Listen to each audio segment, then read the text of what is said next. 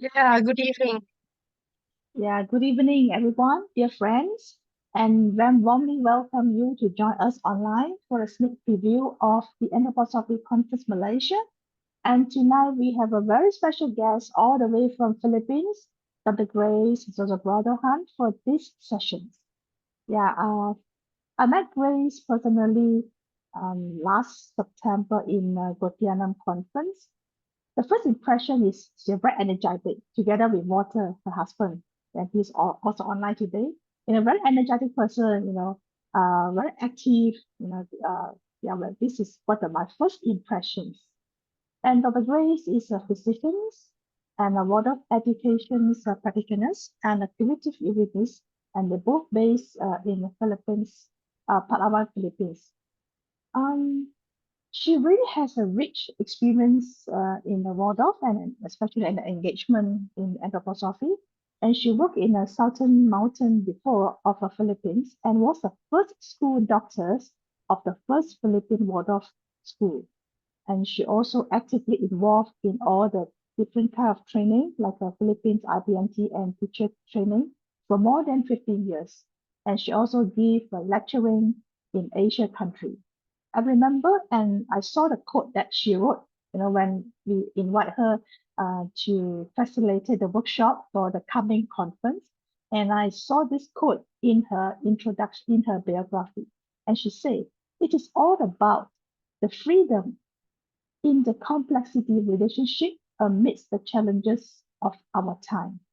That's she's the only tutor that gives us a quote, and it seems like a very give us strength, and no matter how the challenges we face, but maybe this is something that inspire her or keep her moving towards with her belief. And I can't wait to hear her story. And over to you, Grace. Can you hear me without me using this? Can you hear me? Yes, Grace. Yeah, okay. So, good evening, everybody. But I think in some places it's not really evening. I see Jojo Lasset all the way from South Africa. So, welcome. Thank you for being here. And of course, thank you, Sam, for organizing this. Sam is one of the key people of the Anthroposophy Conference Malaysia, and we're excited to participate. Yeah. What do you really want me to share, Sam? How I met anthroposophy? Yes, it would be great. It would be great then you to share with your personal journey with encounter engagement with anthroposophy. And I understand that you also you're actively in the in educations in also a lot of very kind of volunteers activity with anthroposophy's knowledge. Yeah.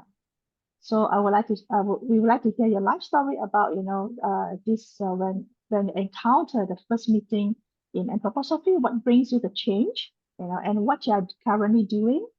Yeah. Yeah, okay. So maybe I start with saying I was raised in a very conventional way, I think. So my life was homeschool. So I used to walk to school.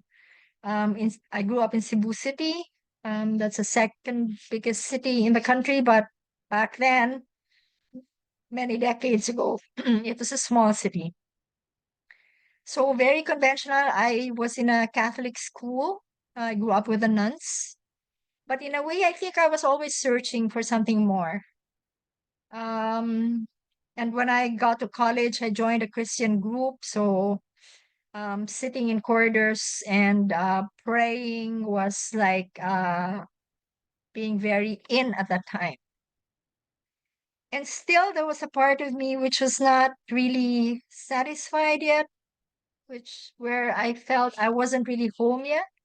So I was still looking. And it was a long search.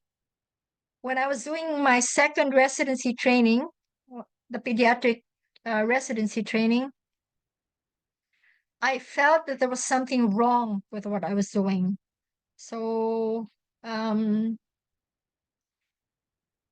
it was a very intensive training, but there came a time when I thought some of the children we were actually caring for,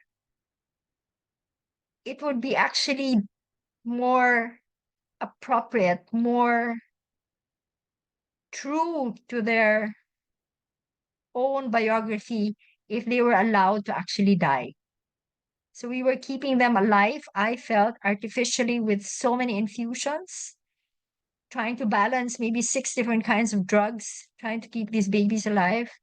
And I thought there was a part of me deeply questioning this practice. And so I thought maybe I should stop this journey to become a doctor and instead go the path of becoming a farmer, which I always really wanted to become anyway. So I was looking for a group study and I ended up in a group study in theosophy with Nicanor Perlas, who happens also to be a biodynamic farmer. And the very first meeting, I had a sense this is actually what I was looking for, what I had been looking for many, many years. But I couldn't put my finger to it. I don't really know exactly, I couldn't tell what it was that was right. Just a deep sense there is more to this that I need to understand to find out. And so I stayed on. And that was how I met anthroposophy, and it has since then become my life's path. And I feel very blessed to have met many friends in this path and many fellow students of anthroposophy. Um, so, like Sam mentioned, I went to Germany because I actually thought when I met anthroposophy, one of the things that I thought would be something that I could pursue was to understand how plants are seen through a Gartianistic perspective. And then out of this perspective, understand our own plants and make remedies out of them. So I went to Germany. I studied German at the Goethe Institute in Manila, really with the intention of pursuing further studies in Germany, because at that time there was no anthroposophic training in the country. And I did get a scholarship. I had relatively good grades at the Goethe Institute. So I got a scholarship and I told them that I was not going to take the scholarship unless there was a possibility of me staying on, which was very unusual. So when I got to Germany, I found out that my visa actually had something very interesting. It said something like code of silence or something, like I was sworn to secrecy. So when I got to the Vala, which was where I actually wanted to do the training, to in making remedies, I found out on the very first day that I could not be accepted because I was already a doctor and that I needed to go a different path. And so that was like going from one German office to another in the midst of winter, which was very tough for me. So I would wait in telephone booths, waiting for the bus because it was way too cold for me outside. And nothing, no door opened.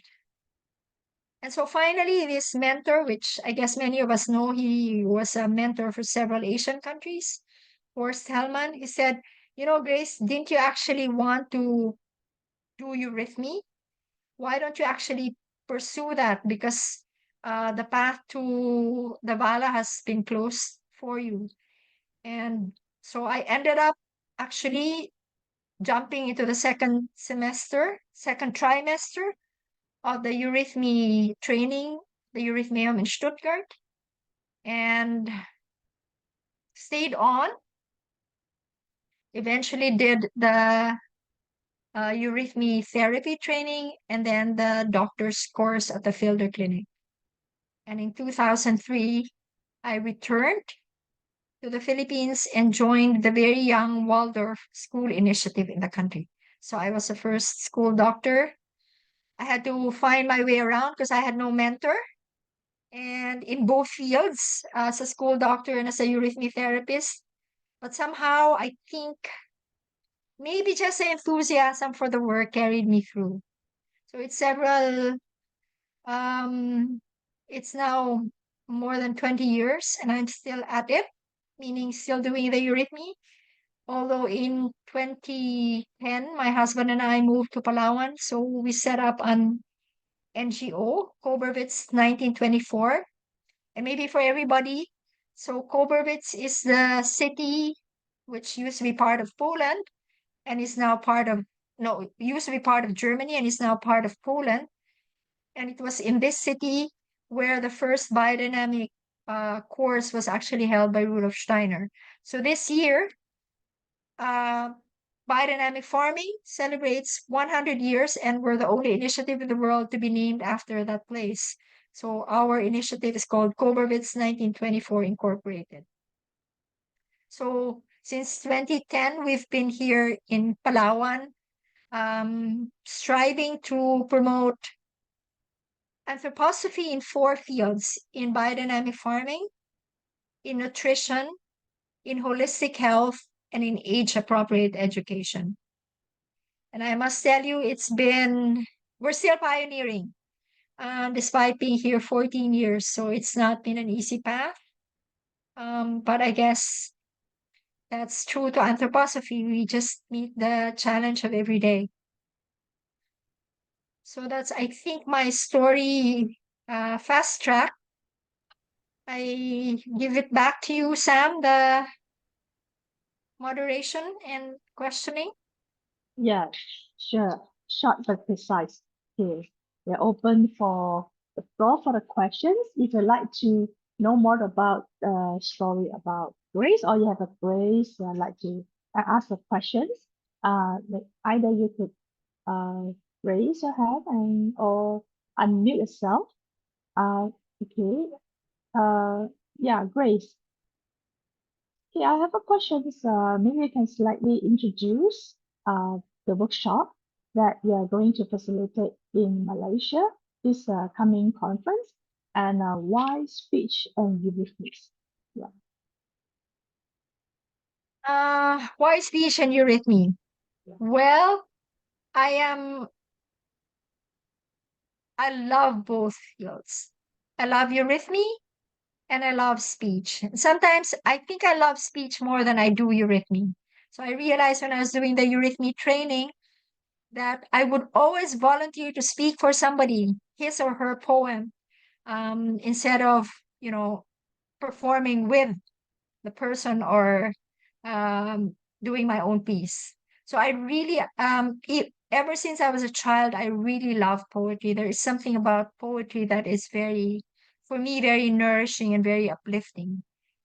And of course, I'm a eurythmist, I'm a eurythmy therapist, and I believe that there is so much of truth that one can really experience when one does eurythmy for oneself, but also when one does eurythmy with others.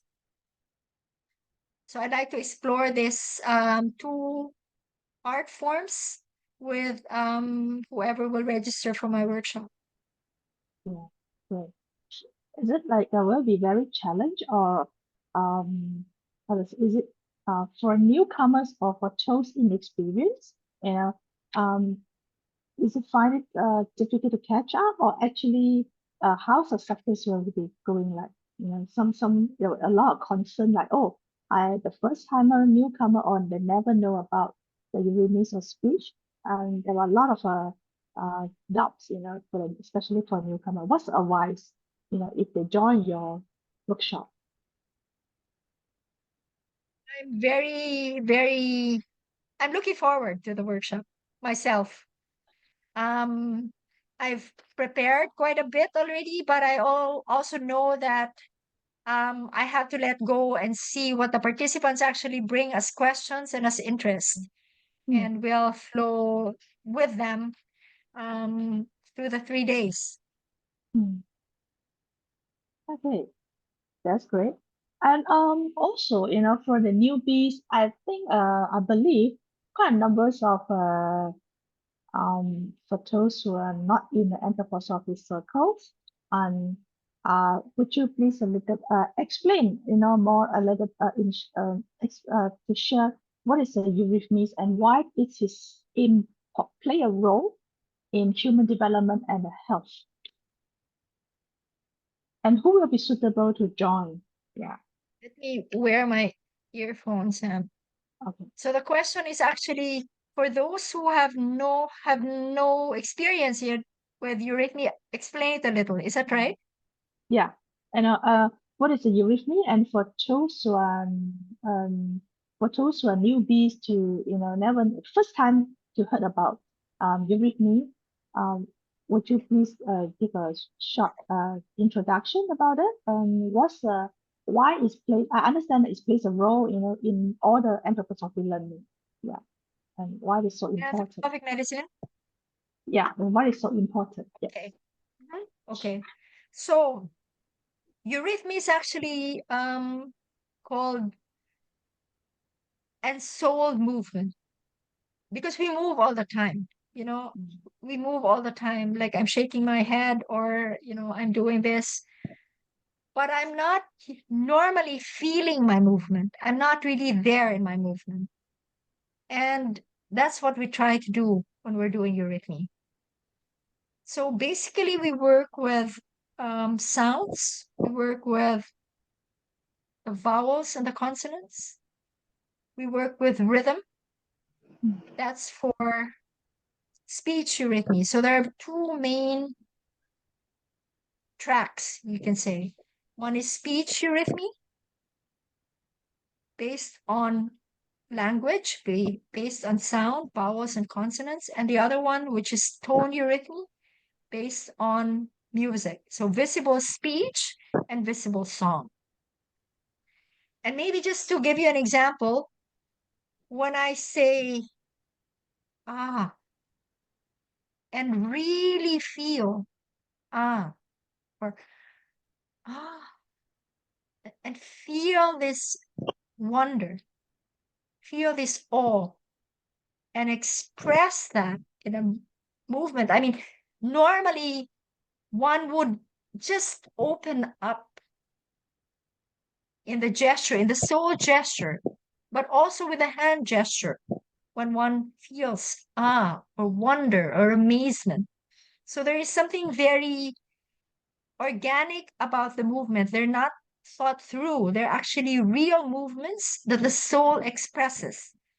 And these have been captured in very not random movements, but really very, very beautiful movements which bring to expression the different sounds. So we say a, e, o, u. Yeah. So we don't really spell them out, we hear them as they're spoken, their sounds. And we have the 12 consonants, basic consonants, which are related to the constellations, so the zodiac signs. And this is the basis for eurythmy. And you can express, for example, in eurythmy poems, you can express a whole, you can bring to on stage a whole fairy tale in speech eurythmy. And in tone eurythmy, it can be a solo piece, a musical piece, or a full opus, for example, of Beethoven, performed by many eurythmists on stage, bringing to expression the different musical instruments that make up the piece. That, I think, would in short be how I can capture eurythmy. And its use in medicine is so that sounds are actually formative principles. So we have been created out of sound. Ancient depictions, for example, show that the different parts of the body are related to the different zodiac signs. So here Aries, here Taurus, here Gemini, the shoulder, the chest, Leo. These are realities which we have long forgotten. And these formative principles we can relate to again when we are doing the eurythmy. In other words, when we are sick and we perhaps say that sickness is actually like sort of a gap to the source, which actually continues to nourish and which is a source of our strength and our energy and our functioning. When we do eurythmy, we are able to reconnect to these forces which created us. So they're forces of regeneration and healing. I see. Thank you, Grace. Because earlier on you did mention that you are passionate in I can feel your passionate and passions in this eurythmy the learning, and also it seems like this will be helps a lot helping in the healing. So is it what's the what they call what's keep you keep you continue and push you further to keep this the eurythmy the learning. Or maybe you can Well, share one of your any the experience or the story that during this journey with eurythmy in your healing. you know, Or I'd it's too like to broad. say, I am a doctor, but I'm also a patient myself. Yeah. So I do eurythmy therapy for myself. Ah, And very often there are times when I forget that I'm a eurythmy therapist. But when I'm sick, I remember that I am. And then I do the eurythmy therapy exercises, and mm, they're profoundly powerful. And I must say, they are incredibly helpful. mm, Almost immediately, I feel an effect, whether that's for abdominal pain or for anxiety or for sleeplessness. So, so I'm constantly looking for ways to actually get to understand better why they work, mm, or get to understand how to actually make them more appropriate, maybe for a certain child or a certain patient, so that his unique starting point is actually the starting point.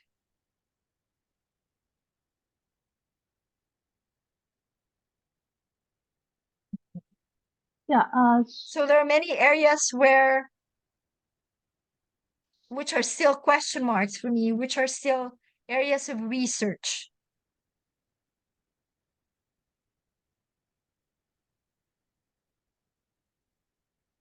Oh, okay. Back So, to two-person in the Zoom. okay. All right. Please, can you pose a question again? Yeah. I rephrase my questions. I think this is also my questions. As a newbie, that we are, I knew that eurythmy, there's a benefit of a eurythmy, but just wondering, um, because my personal experience, like I attend a few short course or classes of eurythmy, and I'm just wondering how we could bring into our daily life to practice. Because we didn't go to attend the classes regularly, only a short workshop. Yeah. So how maybe we learn only a simple one, like the threefold, the walking, and then how we could just maybe one or two learning that how we can imply in our daily life. I'd say that which you've learned, even if it's just threefold walk, Hmm. then you practice that. and you have something that you can practice for the rest of your life. Because every eurythmy exercise is so profound. There's always something to discover about the exercise itself, but also about your relationship to the exercise. You know, you can see, am I actually lopsided? Do I lean more to the left? Do I lean more to the front? Do I actually have a problem with my balance? Am I actually not really totally awake today? I mean, just this moment. So it's not just the exercise itself, which is a world in itself, a world to discover, but your relationship to the exercise. And you're always different. So it's always new. So even if it's just EAO, you can do it every day and it will always be different. And that's, I think, the beauty of eurythmy. Because if it's always the same, then it cannot be eurythmy. Because you have to be in the moment. You have to be awake in the moment. Only then is it really eurythmy. To be awake in the moment. Okay. Yeah, we say, in eurythmy, you have a Yeah. chance to actually really integrate your thinking, your feeling, and your willing. So Mm. it's quite an art form. Yeah. So it seems like this the practice actually is suitable for all walk of life, for all ages. Yes, sure. Yeah. Okay. Any You can questions? learn to enjoy it. You don't have to actually feel you must do it. Uh, It's like an encounter every day, even if it's just the same exercise, pretty much like the thinking exercise, doesn't mm. have to be a bore. Yeah. So we don't need like uh, a setup or anything. Anywhere we can practice, is it? Well, I say it's easier to practice in an enclosed space because Mm-hmm. it's even if unless maybe you're very experienced already, it's easy to get lost in the environment.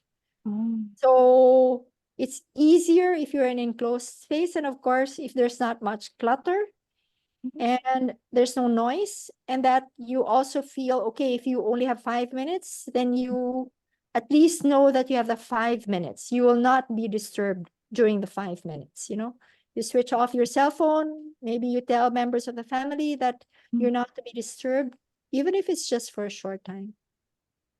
Mm. Thanks, Grace, for the explanations. Yeah. Yeah. Okay. Is one of in the chat is something like a meditation.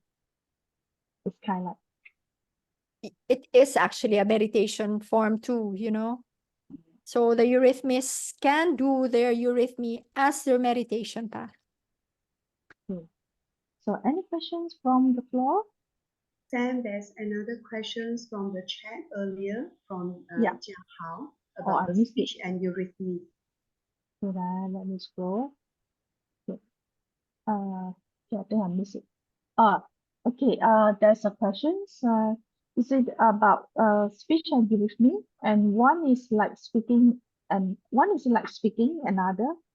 One is like speaking, and another like is a movement, and how both can express itself, to own self or to others. You mean does this have reference to the particular workshop that I'm handling? Yes, yes. Is the- His question is referring to the workshop that yeah, you're to the facilitating. workshop. Okay, Yeah. I thought that because the workshop will be such that there's part 1 and part 2, right? Mhm. So maybe one part will be basically speech and the other one will be eurythmy. But it Mm. depends how it will unfold. It can be then that I weave both and there's speech and eurythmy in every, part 1 and part 2. But basically, I thought that for the speech part, we will read poetry, but we will also do basic speech exercises Mm. and write poetry and listen to Mm. each other's poems. So I would like to invite the ones who would sign up for my workshop to bring their favorite poems, whether these be their own or poems that they've grown up with, from other poets. and we read these and write our own.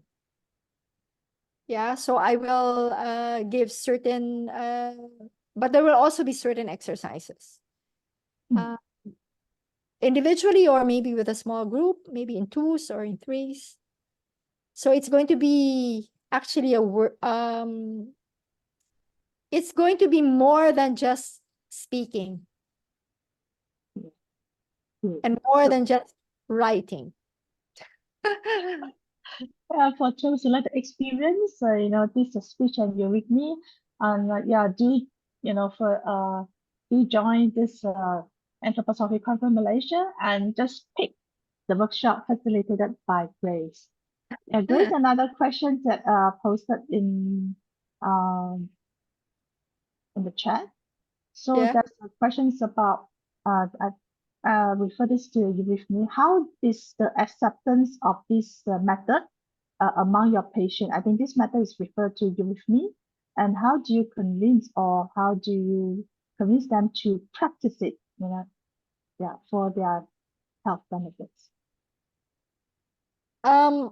When I do eurythmy therapy blocks in the Waldorf schools, when I'm doing the block, then I tell the children, okay, do this particular exercise and show me tomorrow what you've done with it,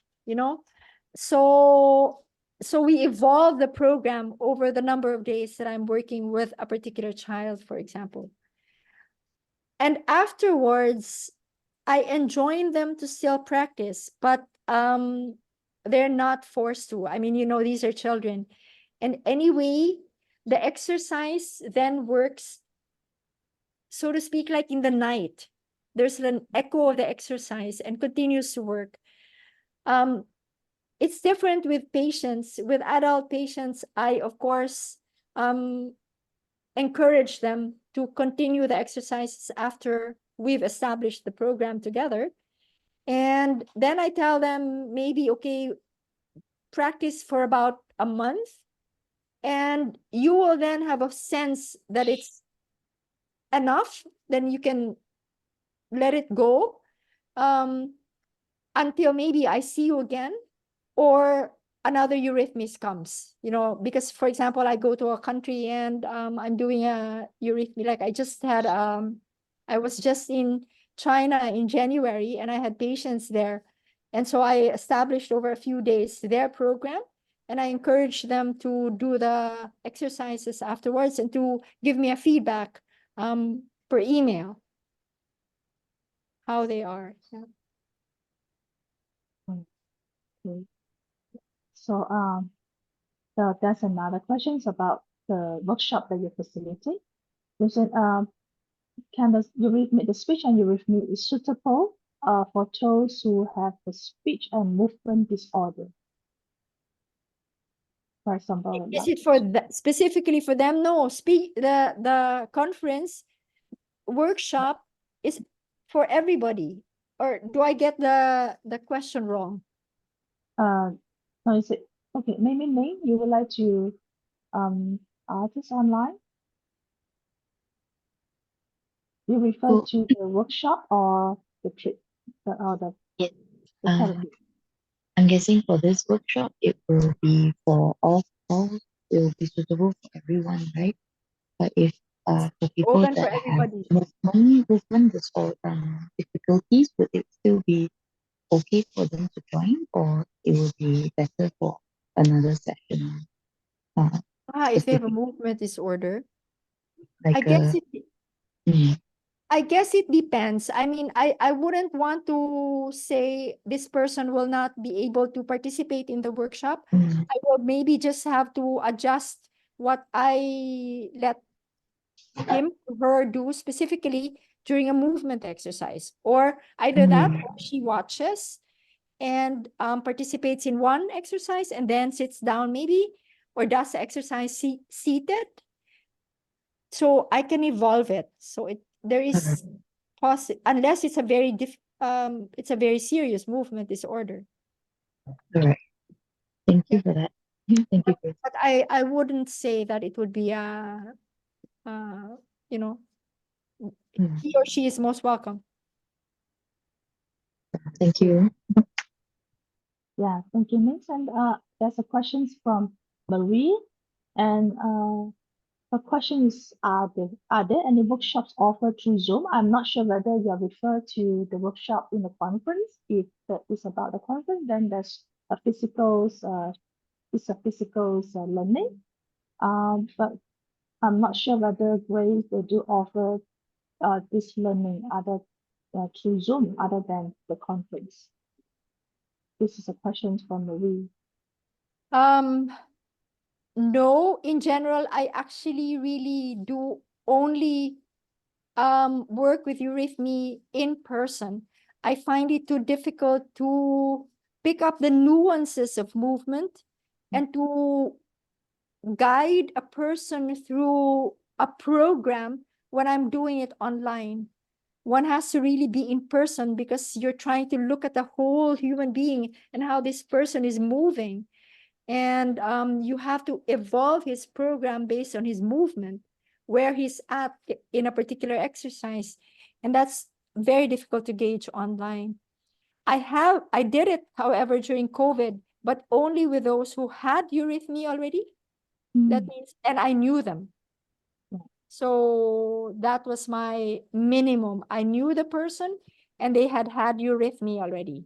So it wasn't like I was introducing the art form to them online. Yeah. Yeah, thank you. I think that's the answer from Marie. Yeah, I see that Rosario raised the hand. Yeah, you unmute. Yes, please. Hey, hi, Dr. Grace. Oh, So actually we would like to know, because you mentioned that you have therapy with patients. So what kind of patient that you are referring, like patient with emotion problem or mental problem? What kind of patient is suitable for this therapy? actually, any patient and any illness. The takeoff point is always the patient.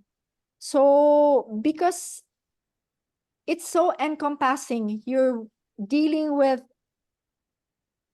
basic sound and basic tones.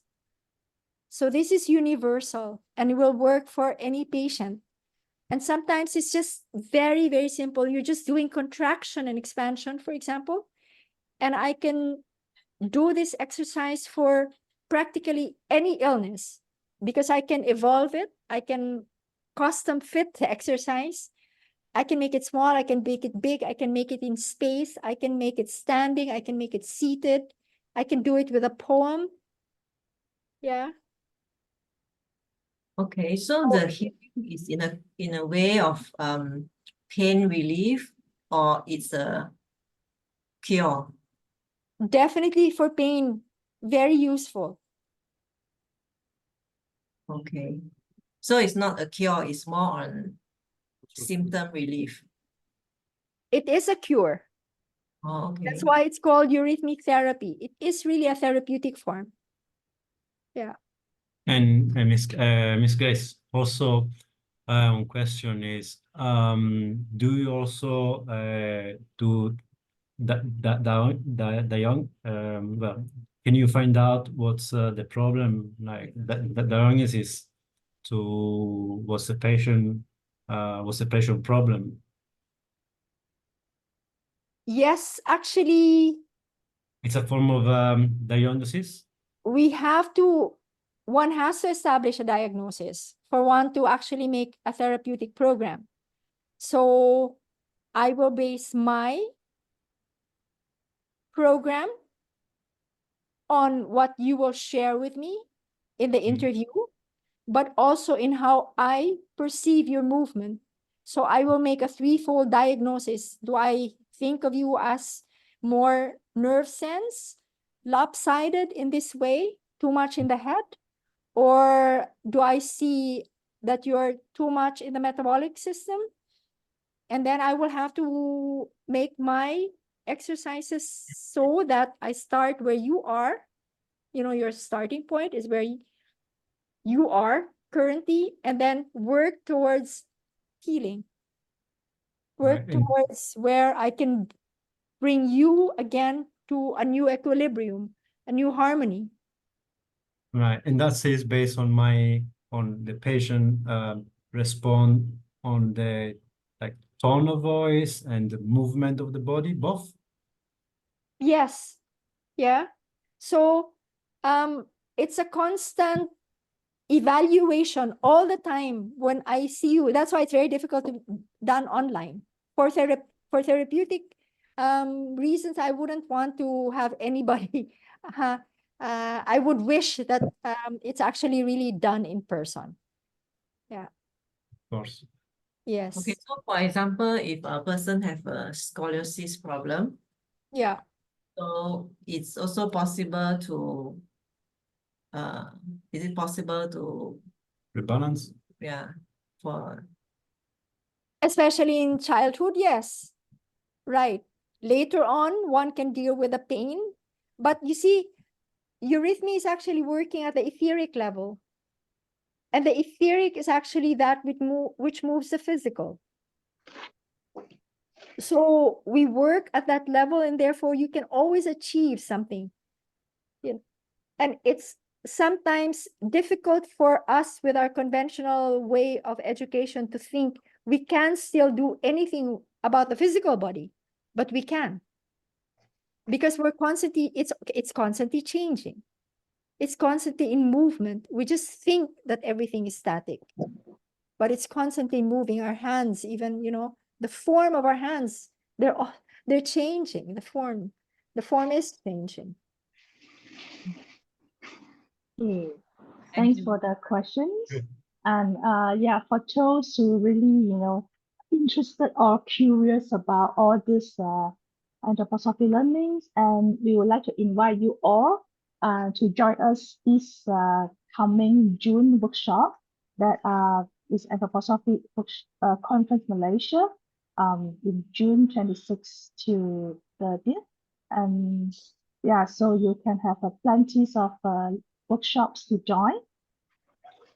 Okay, last questions, and I can get my questions and have to ask.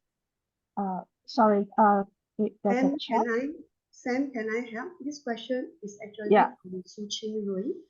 Her question is, when we are doing the speech in the coming workshop, is it something like we are doing the drama where the participants have to act and speak at the same time?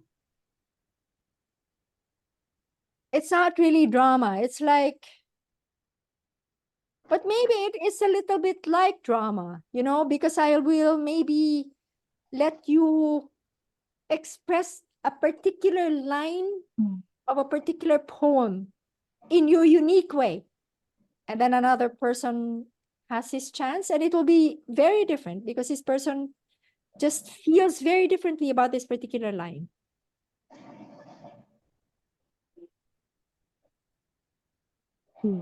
So definitely a lot of bringing out of one's feelings about something that is written in, as a poem or as a verse.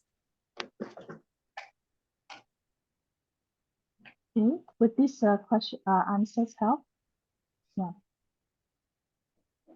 Okay. So allow me, thank you, Grace, and appreciate that.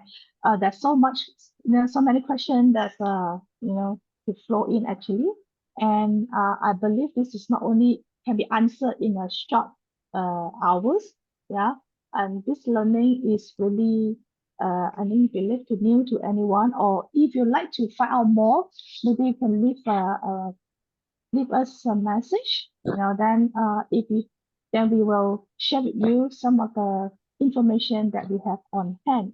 Yeah, so allow me to share with everyone about our upcoming the conference information, then so that you can choose, or you can can inspire some of the learning. Yeah.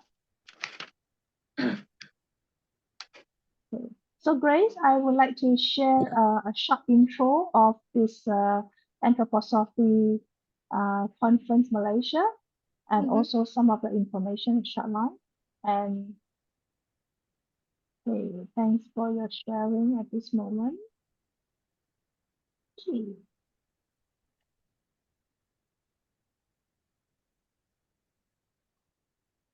Sorry.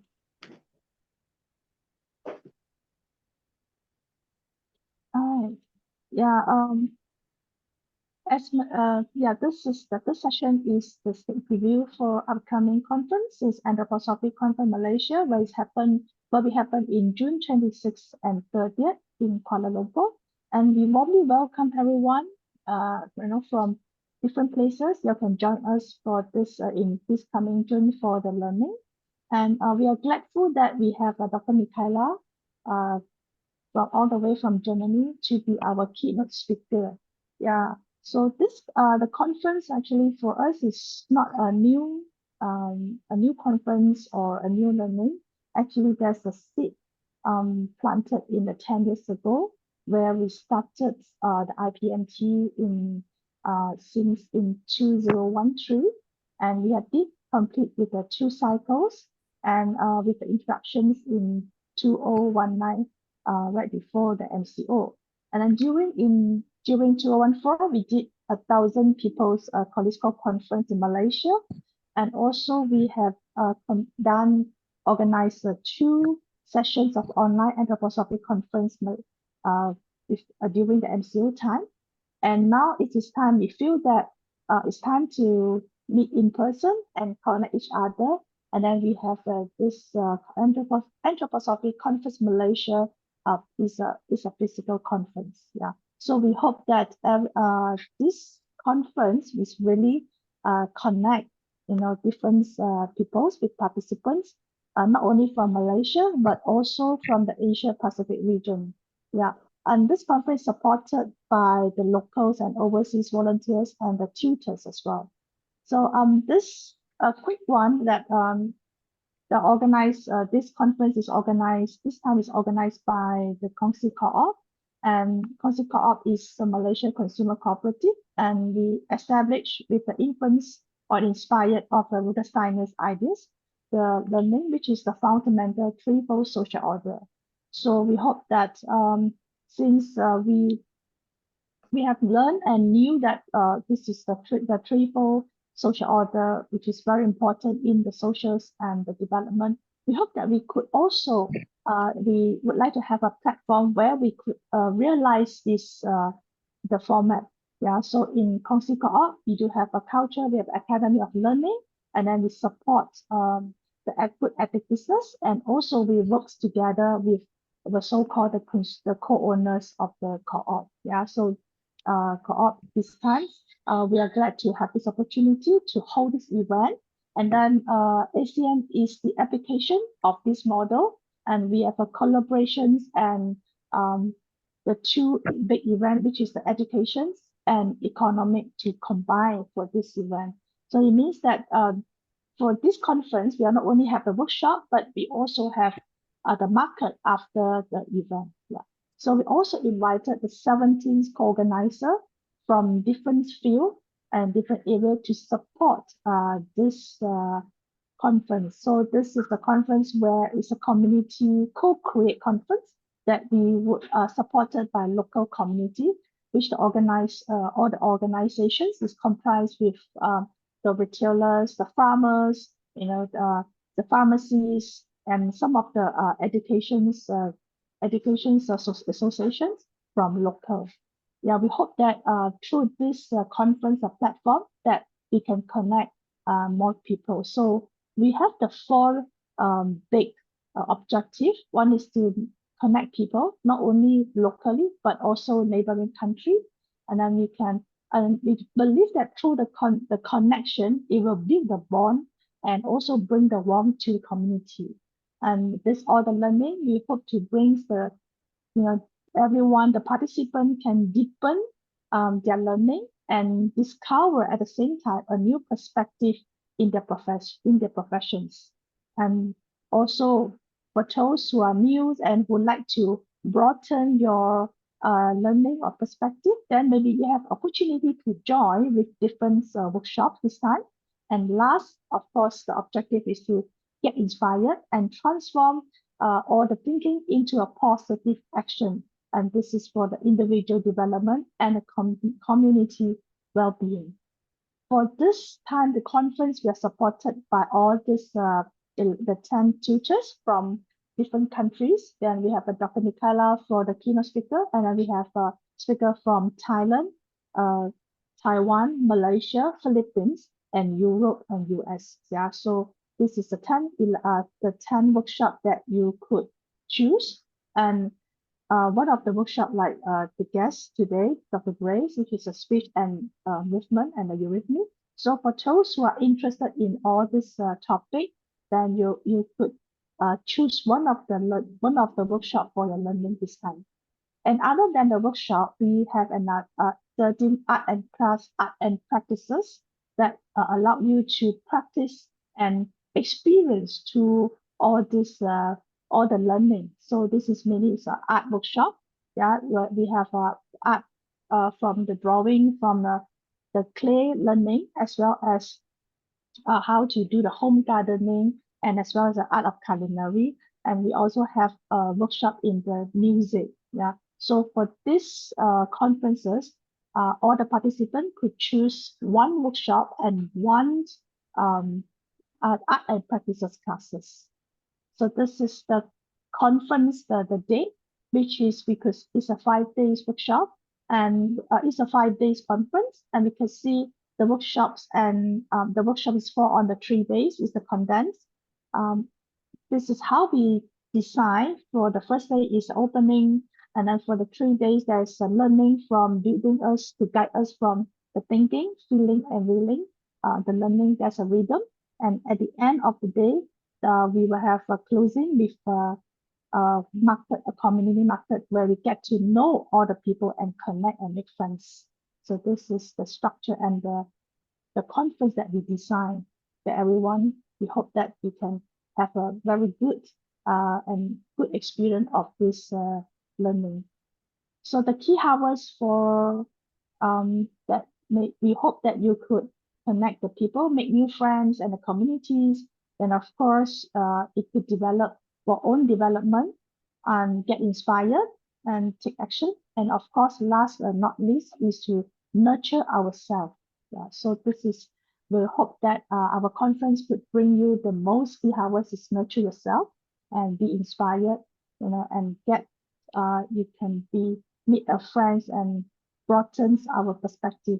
Yeah, so this is how we would like to bring you to use through this conference. Yeah, so for those who are interested in the conference, then I think we will share the chat, our registration link, and also the council call website. And over there, you can find the detailed information about the tutors, as well as the class introductions. Yeah. So there's a fees, of course, for the conference to support this, to share the cost. And the fee includes the conference tickets, lunch, dinner, refreshment, and material. And all this, during the conference, we are using organic ingredients for all the meal. And this conference, we are glad that it's supported by one of the venue, which is the Federal Hotel. Yeah, so we managed to try to get the price, the conference fee as affordable as possible. And there's a special offers for two, come with two, because we are come into that bring a trusted companion for this learning journey. Yeah, so you can invite your friends or your family members or your colleagues, come in just for these 5 days.